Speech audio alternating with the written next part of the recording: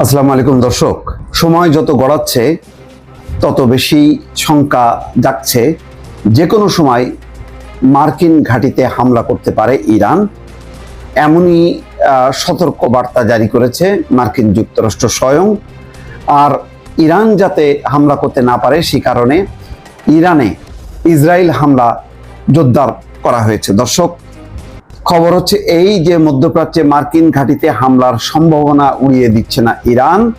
এই খবরে বলা হচ্ছে ইরানের শিক্ষা ও গবেষণা বিষয়ক উপপররাষ্ট্রমন্ত্রী সাইদ খতিবজাদে জানিয়েছেন, পারমাণবিক স্থাপনাগুলোর উপর যুক্তরাষ্ট্রের হামলার জবাবে কিভাবে প্রতিক্রিয়া জানানো হবে সেই সিদ্ধান্ত ইরান নিজের মতো করেই নেবে। তেহরান থেকে আল জাজিরাকে দেওয়া এক সাক্ষাৎকারে খতিবজাদে বলেন, মধ্যপ্রাচ্যে মার্কিন সামরিক ঘাঁটিগুলোতে ইরানের হামলার সম্ভাবনা উড়িয়ে দেওয়া যায় না। তিনি বলেন, কখন, কিভাবে এবং কোন মাত্রায়